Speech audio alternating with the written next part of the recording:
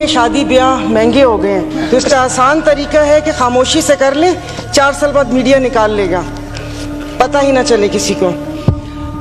Speaker साहब, कल तो आए इसाक साहब और एक बम गिराकर चले गए, तो उनको वो रुके भी नहीं, आपने मुझे वक्त भी नहीं दिया। उनको तो मुबारकबाद पेश करनी थी यहाँ आने पर कि 4 साल कैदो बंद की सऊबतें उठाईं और उसके बाद वो आए और यहाँ पर हमें भले बम ही गिराया मगर अपना चेहरा दिखा दिया। तो जनाब स्पीकर, इधर जिससे भी पूछा उन्होंने कहा कि भाई ये जो IMF से मुआहदा हुआ है ये मुल्क के लिए बहुत ज़रूरी है और ये है वो है, तो मैंने भी कोई तनकीद नहीं करनी थी। अब जाहिर है पाकिस्तान को डिफ़ॉल्ट होता तो नहीं देख सकते, हालांकि गो कि इसमें मेरा कोई हिस्सा नहीं है, तो लेकिन मैंने सिर्फ वज़ीर ख़जाना साहब को एक रिक्वेस्ट करनी थी कि 15 और 25 वाले को तो छोड़ें, मुझे एक 50,000 वाले का बजट बनाकर दिखा दें। आप मुझे बजट बनाकर दिखा दें, मैं आपको इसको भी मैं आपको वोट दूंगी और आइंदा आने वाले आपके फैसलों को भी मैं सेकंड करूंगी। तो ये कौन सी बात है कि आप आए, आप जिस दुख तकलीफ और कर्ब से गुजरते ही नहीं हैं, उससे गुजरते ही नहीं हैं, और आप यहाँ पर आके भाषण देते हैं कि ये हमें मुश्किल फैसले करने पड़ेंगे। मुश्किल फैसले अपने लिए करें ना, अपने लिए क्यों नहीं करते? अवाम को सादगी का दर्स दिया जा रहा है, इनके एक एक लिबास और इनकी अशिया जो इस्तेमाल करते हैं उनकी कीमतों का आपको अंदाजा है? डेली एक फोटो शूट आता था, 15 लाख रुपए का कोट, 10 लाख का जूता, 15 लाख का स्कार्फ। ये एक पाकिस्तान जो डिफॉल्ट हो रहा है, वेंटिलेटर पर है, उसकी आवाम को ये मजाक एक तस्वीर ट्विटर पर डेली शेयर होती थी। मुझे सिर्फ एक 50,000 वाले के जीने का हक छीन लिए हैं उन लोगों से। आप मुझे बताएं कि ये पेट्रोल के लिए यहीं पर ही थे। मेरी एक और आपसे रिक्वेस्ट है कि कोई ऐसा रूल है कि जो हुकूमत है वो यहीं बैठी रहे और अपोजिशन के वो बेंच हो जाए, क्योंकि मेरे ख्याल में इन बेंचेस में, इन चेयर्स में कोई प्रॉब्लम है कि यहाँ पर बैठने वाला बोलता है और वहाँ पर जाकर सुम्मुन बुकमुन उम्यून बन जाते हैं ये लोग, इनकी जुबान नहीं चलती। और यही जब मैं वहां पर बैठ के हुकूमत पर तनकीद करती थी तो यहाँ पर सब बैठे डेस्क बजाते थे। आज जब मैं यहाँ पर खड़ी होकर हुकूमत पर तनकीद करती हूँ तो उन सबको प्रॉब्लम होता है। तो जनाब स्पीकर, इन्होंने तो यहाँ तकरीर कर दी, इस तकरीर के बाद अगर इतनी हिम्मत है, कल मैं एक ग्रोसरी शॉप तक गई थी, वो भी कोई F6 नहीं गई थी, यहाँ कोई चाइना मार्केट के पीछे कोई दुकान है, वहां पर जाकर आप लोगों की तकलीफ, उनकी आंखों से उनका अंदाजा लगा ले। मुझे यहाँ पर कल ये करंट डेफिसिट और खुदा जाने क्या क्या बता रहे थे, मैं या आप अपने हलके में जाकर किसी गरीब आवाम को क्या इनको करंट डेफिसिट बताएंगे कि हमारी अयाशियों से तुम लोग इस हाल तक पहुंचे हो, अब तुम ही लोगों को बर्दाश्त करना पड़ेगा, ये कुर्बानी तुम लोगों को देनी पड़ेगी। लेकिन फिर मैंने सोचा कि कुर्बानी तो हलाल जानवर की जायज़ है, तस्मीन हम हलाल हैं, जिनकी कुर्बानी नहीं है उनकी कुर्बानी जायज़ नहीं है।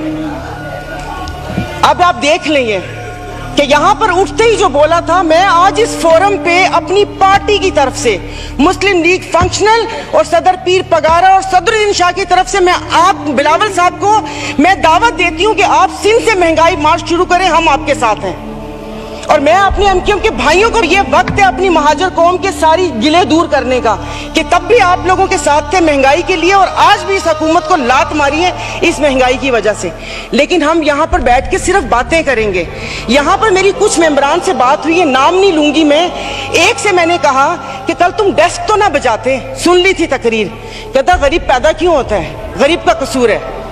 इधर किसी ने मुझे बोला कि मुसलमान को सब्र और शुक्र का दर्स दिया गया है, सब्र शुक्र करें, पूरी दुनिया में महंगाई है। मैं टिम हॉर्टन्स और क्या कहते हैं PSL का मैच देखने वाले और कराची 2 दरिया में खाने वालों की बात नहीं कर रही, मैं उसकी बात कर रही हूँ जिसके 5-5 बच्चे और एक बाइक है, वो पेट्रोल भरवाएगा, दवाई लेगा या क्या करेगा। इन्होंने यहाँ पर वो कहते हैं कि शहद में घोल घोल के यहाँ पर सारा ये बजट बता दिया। मैं वैसे लिखा हुआ पढ़ नहीं सकती, इसलिए कि उसमें जज्बात नहीं होते, वो रीडिंग होती है। जैसे कल परसों ये वजीर खजाना साका साहब ने आके बिना जज्बात के यहाँ पर आकर कागज पढ़ के और ये जा और वो जा दूसरे के ऊपर, और पीछे यहाँ पर बैठे हुए सारे पीछे डेस्क पे जा रहे थे कि उसने वो कर दिया, क्योंकि इनकी तो दुकान चल रही है। मैं उस दिन नहीं थी, मैं उनको खराजे तहसीन पेश करती हूँ मुफ्ती अब्दुल शकूर को कि जिन्होंने एटलीस्ट इन 2 वजारतों के कपड़े उतार कर हम लोगों को दिखाए। ये ऐसे नहीं होगा। मुझे बताएं कि वो अवाम ही नहीं रहेंगी तो आप लोग हुकूमत किस पे करेंगे? और बिजली की बात कर रहे हैं तो आप मुझे बताएं कि आईपीपीस के मुआहदे किसने किए थे? आईपीपीस के मुआहदे तो इन्होंने किए, और कल उन्होंने कहा कि हुकूमत जैसे ही संभलने वाली थी तो सैलाब आ गया। तो जनाब स्पीकर मुझे माफ कर दीजिए, जिस वक्त सैलाब आया तो उस वक्त तो हम अपनी जिंदा दिली का सबूत दे रहे थे। 75 करोड़ आवाम के खून पसीने और टैक्स की कमाई से हम यहाँ पर तकरीबात कर रहे थे। और मजे की बात है, प्लीज मतलब मैं बहुत आराम से बात कर रही हूँ, कोई तंज नहीं करूंगी, कि अभी आइन की तकरीबात का आगाज हुआ है। क्या आइन के आर्टिकल 3 आई थिंक 27 या 35 36 आगे, क्या उस पे ये रियासत पूरा उतरती है? क्या हमारी जानो माल की हिफाजत है? यहाँ पर हमें बुनियादी सहूलतें मुयस्सर हैं यहाँ पर?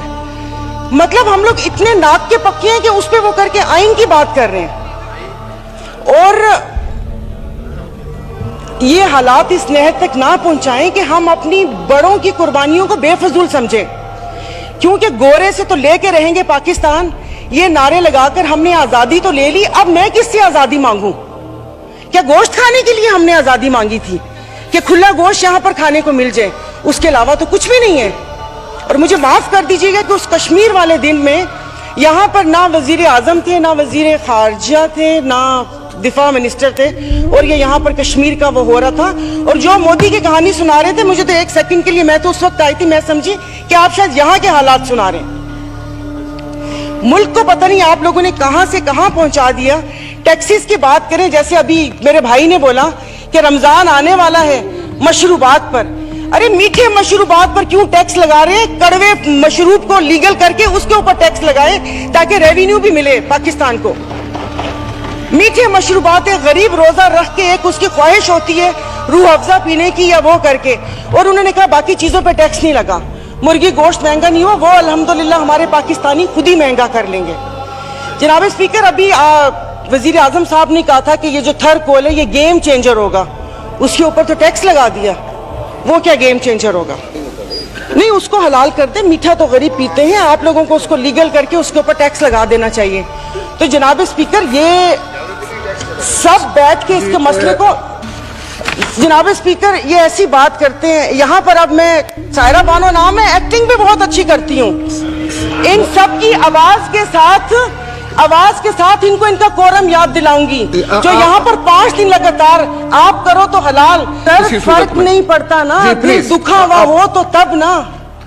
मैं आपको अपना से शेदादपुर में 2 हफ्ते पहले, 1 हफ्ते में 4 खुदकुशी हुई है, और मैं इस ऐवान के सामने कहती हूँ कि ठीक है मेरे हस्बैंड वेल ऑफ हैं, बट मैं एक मिडिल क्लास फैमिली से हूँ। मेरे भाई ने परसों मुझे मैसेज किया और उसने बोला कि दुआ करोगे मैं मर जाऊं। और वो सिर्फ एक मेरा भाई नहीं है, मैं पूरे अपने जो भाई जिनका राब्ता मुझसे नहीं है, मैं उनकी मैं बात कर रही हूँ।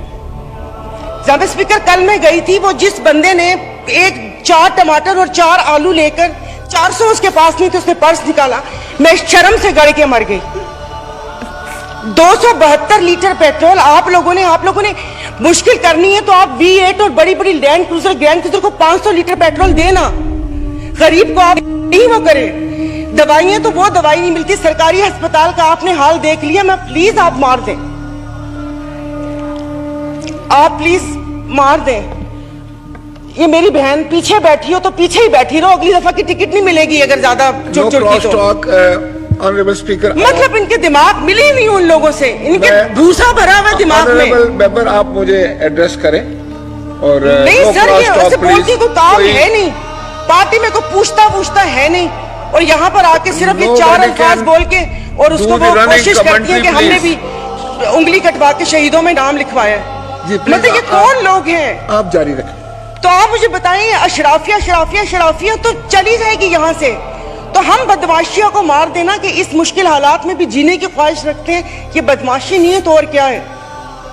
इज्जतें नीलाम हो। अभी तो पहले किसी ने मुझे कहा कि आगे क्या होगा, बच्चे तो बिकते थे, इज्जतें भी नीलाम होती थी। आई एम सॉरी, भले आप एक्सपेंस कर दीजिएगा अल्फाज, पहले ढके छुपे होती थे, अब खुलेआम होंगी। और मैं इज्जत नहीं बोलूंगी, जिस्म फरोशी बोलूंगी, क्योंकि अगर इज्जतें बिक रही होती तो सब खरीद लेते, फिर बिल लाने की जरूरत ना पड़ती कि इज्जत दो हमें।